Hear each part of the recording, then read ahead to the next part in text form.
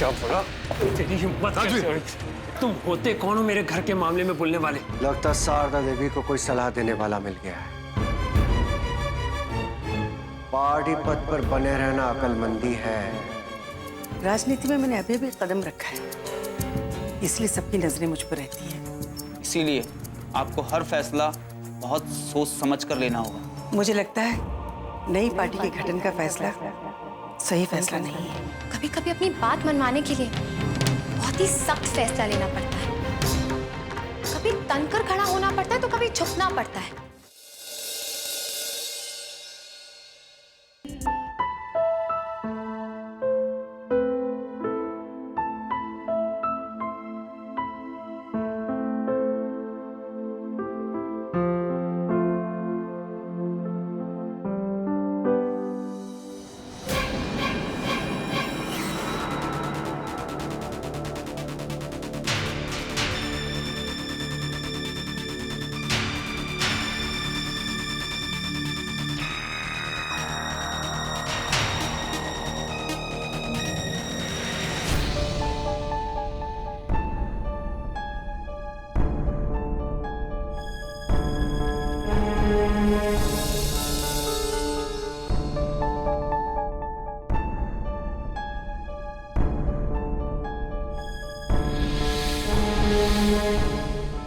तुम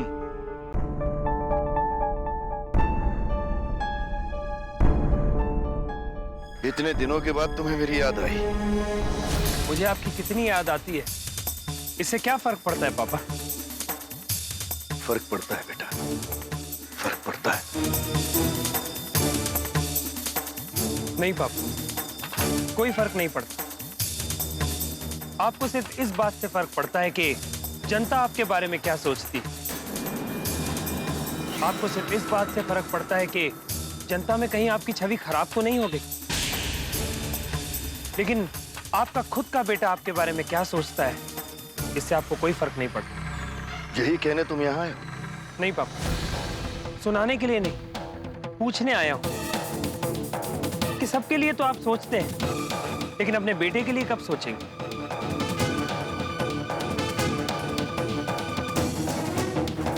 मैंने एक बार नहीं, 1000 बार तुम्हारे लिए सोचा है, लेकिन ये मौका तुमने खुद गंवाया है।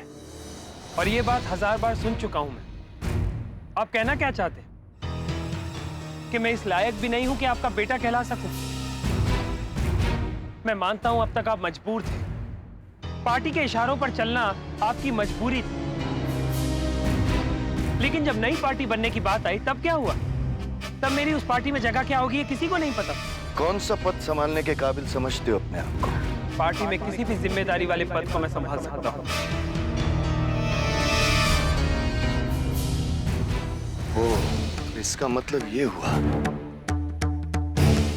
कि शारदा ने नई पार्टी नहीं बनाने का फैसला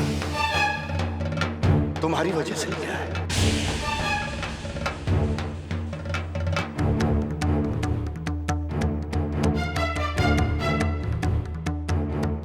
एक बार फिर मेरे रास्ते की सबसे बड़ी रुकावट तुम साबित हुए हो।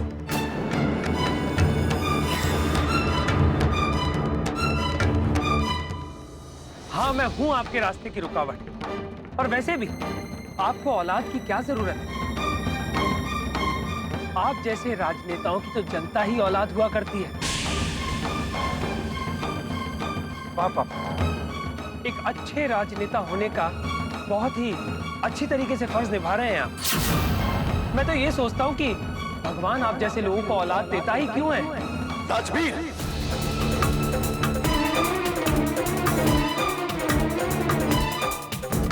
मेरे पास तुम्हारी बकवास सुनने का कोई वक्त नहीं है। लेकिन मैं आज आपसे ये पूछने आया हूँ क्योंकि मैं पूरी जिंदगी बलदेव सिंह का बेटा बनकर दर दर की ठोकरें नहीं खाना चाहता हूँ। मैं जिंदगी भर बेकार और नाकारा नहीं रहना चाहता हूँ। मेरे दोस्त हंसते हैं मुझ पर, कहते हैं कि बलदेव सिंह कहा करते हैं कि उन्होंने हजारों की जिंदगियां संवारी, हजारों बेरोजगारों को रोजगार दिलाया। लेकिन चिराग तले तो हमेशा अंधेरा ही होता है ना पापा। वो वो लोग हंसते हैं मुझ पर, ये कह कर के मैं शायद इतना निकम्मा हूं कि मेरे पापा मेरे लिए ही कुछ नहीं कर सकते।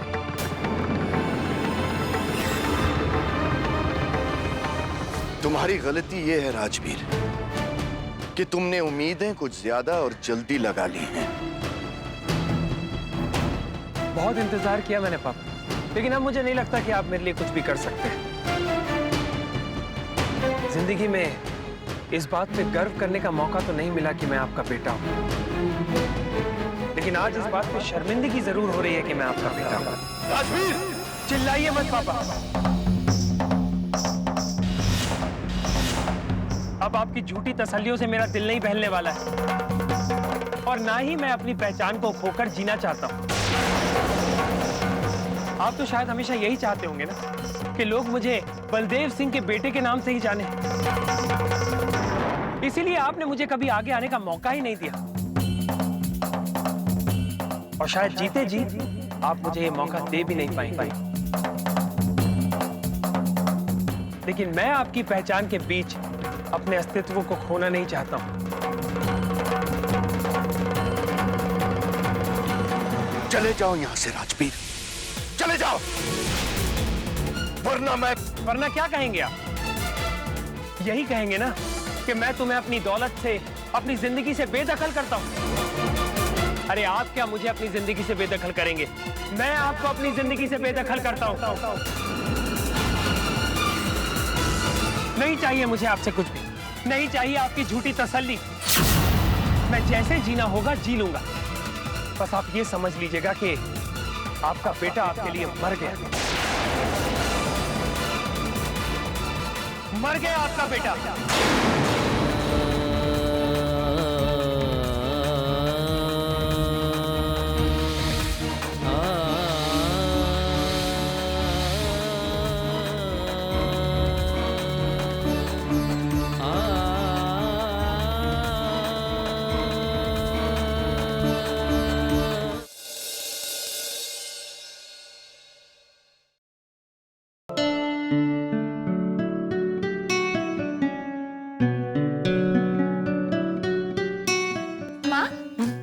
भाभी से मिलने हॉस्पिटल जा रही है ना? हाँ बेटा, वहाँ से मैं आचार्य जी से मिलने जाऊँ। हर बात के पीछे हमें कोई साजिश नजर आ रही है, लेकिन इस बात का अभी तक कोई खुलासा नहीं हुआ है कि बहुरानी का एक्सीडेंट कैसे हुआ।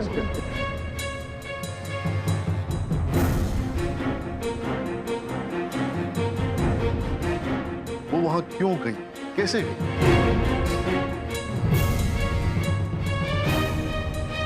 ये खुलासा तब तक नहीं हो सकेगा प्रदीप जी, जब तक बहू को होश नहीं आ जाता।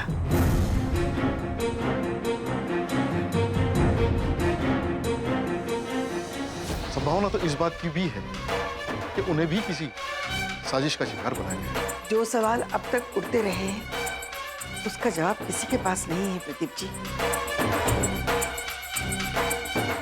माँ, ये बात तो आपको भी पता है कि उस रात भाभी भैया के निकलने के थोड़ी देर के बाद ही निकली थी।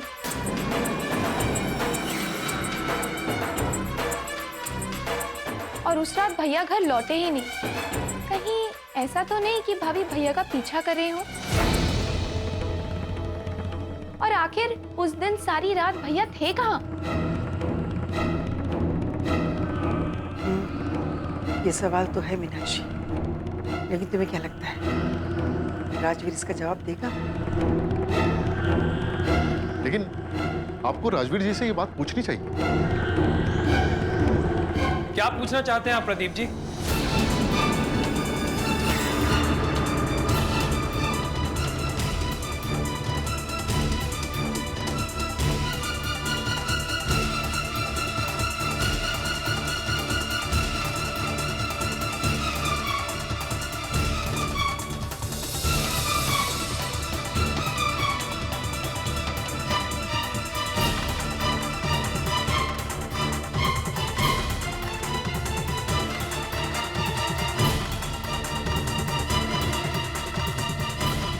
आप लोगों ने तो सवालों का तरकश लगा कर रखा हो।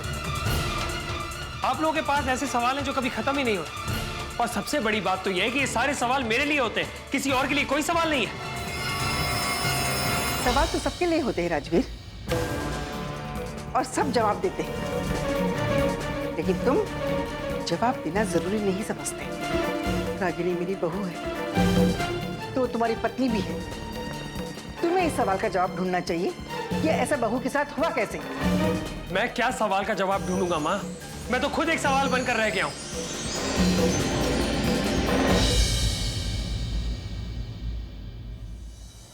मैं कौन हूं, मैं क्या हूं, मेरा कोई वजूद है या नहीं है?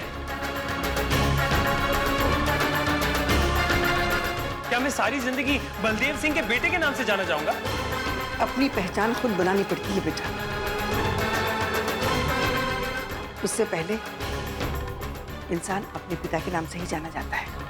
हाँ, लेकिन मुझे नहीं लगता कि इस घर में रहकर मैं अपनी पहचान बना पाऊंगा। हाँ, ये जरूर हो सकता है कि अपनी पहचान ही खो बैठूं।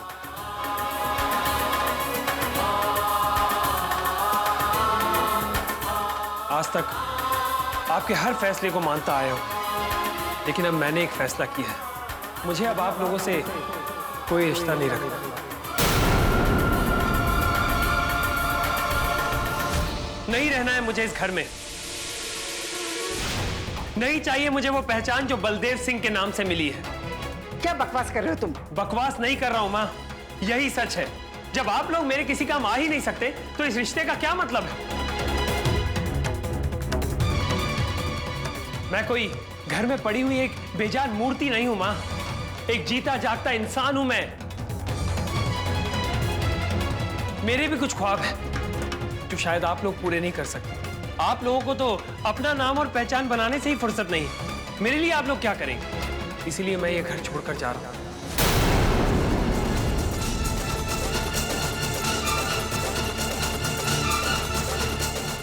कोई रिश्ता नहीं है मेरा आप लोगों के साथ, कोई रिश्ता नहीं है।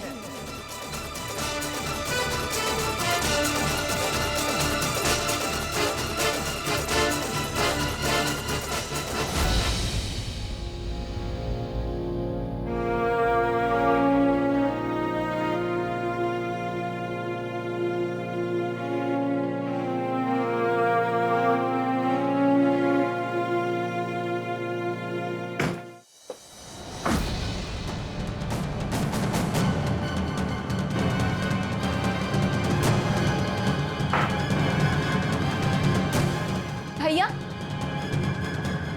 बहुत बड़ी गलती कर रहे हैं आप, बहुत बड़ी गलती। मुझे समझाने की जरूरत नहीं है मीनाक्षी। तुम मुझसे छोटी हो, बड़ी नहीं हो जो मुझे समझाओगी।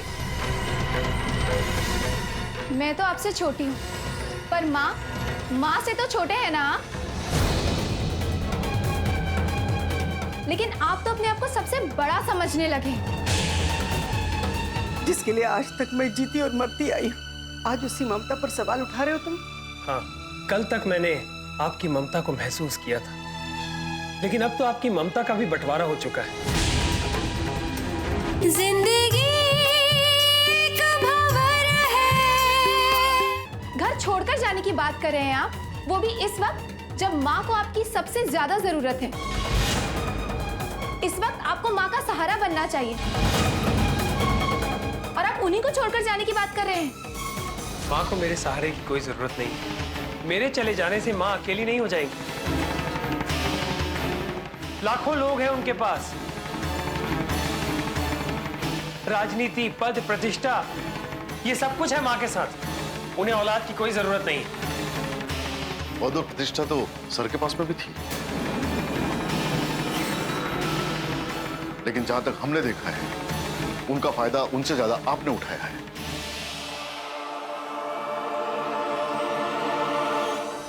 वैसे भी देखा जाए तो जिन माँ बाप के पास में पद, प्रतिष्ठा और रुतबा होता है, उनका फायदा उनसे ज्यादा उनके बच्चों को मिलता है। ठीक है, मैंने सबसे ज्यादा उनके रुतबे का फायदा उठाया है ना। अब मैं उनके रुतबे का फायदा नहीं उठाना चाहता, इसीलिए मैं घर छोड़ के जा रहा हूं। ठीक है?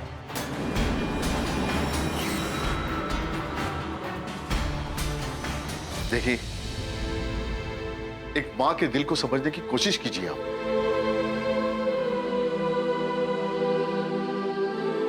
अब उनके अंदर माँ की छवि नजर ही कहाँ आती है प्रदीप जी। अब तो उनके अंदर सिर्फ एक ही छवि नजर आती है, और वो छवि है विधायक शारदा देवी की छवि, जिन्हें अब जनता की खुशियों के लिए जीना है, जिन्हें जनता की समस्याओं का समाधान करना है। छोड़िए ना प्रदीप जी, क्यों बात को बढ़ा रहे? अगर मां का हर फैसला सही होता है तो मेरा भी आखिरी फैसला सही है।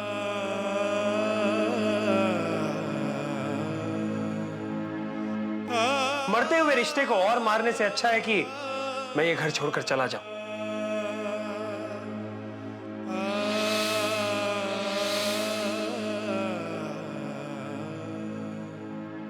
भैया, भैया,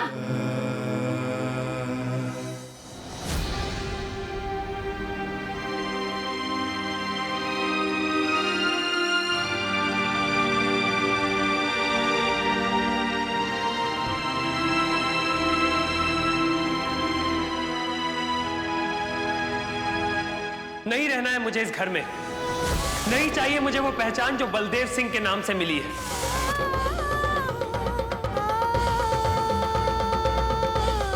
बकवास नहीं कर रहा हूं मां, यही सच है। जब आप लोग मेरे किसी काम आ ही नहीं सकते तो इस रिश्ते का क्या मतलब है?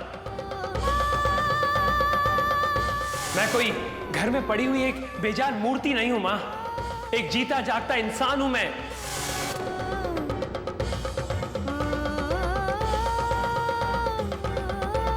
मेरे भी कुछ ख्वाब हैं जो शायद आप लोग पूरे नहीं कर सकते।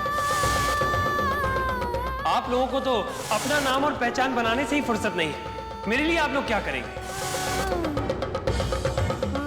इसीलिए मैं ये घर छोड़कर जा रहा हूं।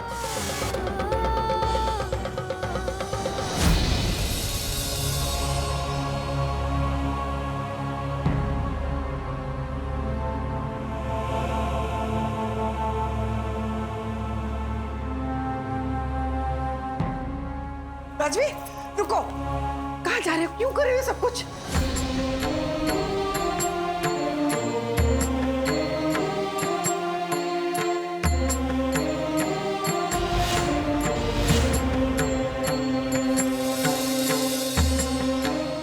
किस रिश्ते से आप मुझे रोक रही हैं? किस नजरिए से देख रही हैं इस रिश्ते को?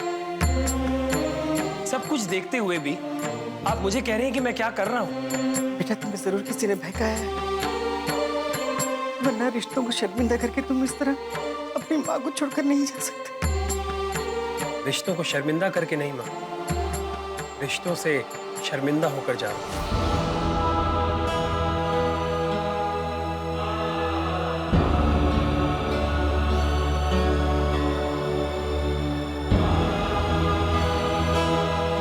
और ये बात तो सच है कि कभी आप शायद संपूर्ण मार रही होंगी, लेकिन अब तो रिश्तों का भी बंटवारा हो चुका है। अब आप संपूर्ण मां नहीं रही, और ना ही मैं आपके लिए कुछ रह गया।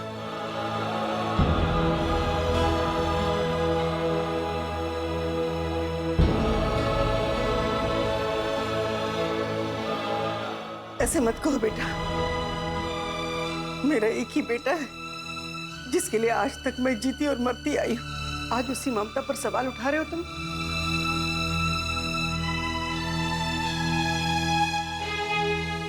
हाँ, क्योंकि कल तक मैंने आपकी ममता को महसूस किया था, लेकिन अब तो आपकी ममता का भी बंटवारा हो चुका है। मैं अपनी जिम्मेदारी को नहीं भूल सकती बेटा। तुम मेरे बेटे हो और मैं तुम्हारी माँ हूँ। मैं ये घर छोड़ के जा रहा हूं। भूल जाइएगा कि आपने कभी किसी बेटे को जन्म दिया था। जिंदगी एक भंवर है। पता नहीं आपका वजूद पति और बेटे के बीच बट गया है, या फिर जनता के प्रति आपका प्यार बढ़ गया है। मैं अपनी जिम्मेदारी को नहीं भूल सकती बेटा।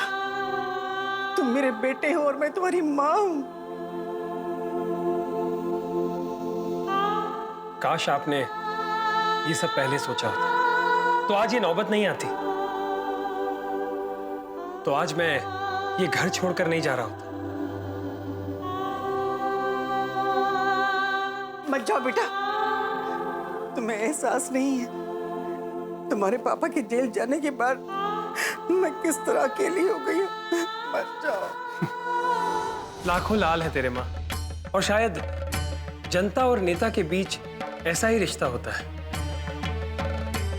जनता के साथ रिश्ता बनाने के लिए जब आपने पहला कदम बढ़ाया था तब आपको ये महसूस ही नहीं हुआ होगा कि मेरे और आपके बीच में जो रिश्ता था उस रिश्ते पर आपने उसका पहला कदम रखा था। हमारे रिश्ते को मैंने टूटते और छटपटाते हुए देखा है। आपने महसूस नहीं किया होगा क्योंकि आप तो लाखों की भीड़ में थी, अपनी जय जयकार सुन रही थी आप। ये रिश्ता और नहीं ढोया जाएगा मां। आपकी तरक्की, आपका रुतबा आपको ही मुबारक हो। मैं ये घर छोड़ के जा रहा हूं। भूल जाइएगा कि आपने कभी किसी बेटे को जन्म दिया था।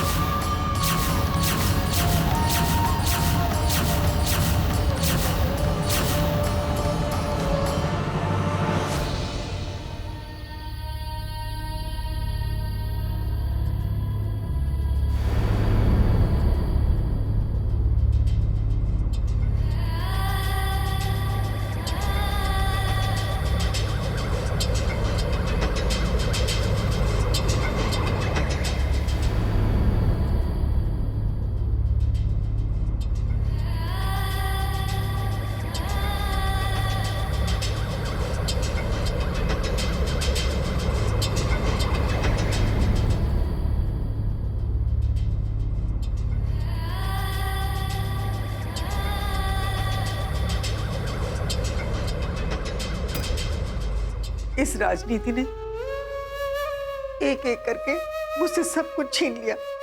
बिल्कुल अकेली रह गई हूं मैं, बिल्कुल अकेली। माँ, भैया की असली नाराजगी तो इसी बात से थी कि वो पावर चाहते थे। पावर? क्या है पावर? इस पावर ने मेरा बेटा छीन लिया, मेरा पति छीन लिया, मेरी खुशियां छीन ली, मेरी बहू छीन ली। हमारा बेटा हमारे सामने ठोकरें खाता रहेगा, वो किसी और का मोहताज बने, क्या ये हमसे देखा जाएगा? नहीं देखा जाता है तो आंखें बंद कर लो। तुम्हें अपने जज्बातों पे लगाम लगानी ही पड़ेगी, वरना कभी भी तुम उसे सही रास्ते पर नहीं ला सकोगी। अगर तुमने उसे बुलाया तो मेरी बात याद रखना शारदा, आज जो वो मनमानी कर रहा है आगे जाके और भी करेगा। खाने दो उसे जमाने की ठोकरें, वो ठोकरें उसे सही रास्ता दिखा सकती हैं और कोई नहीं।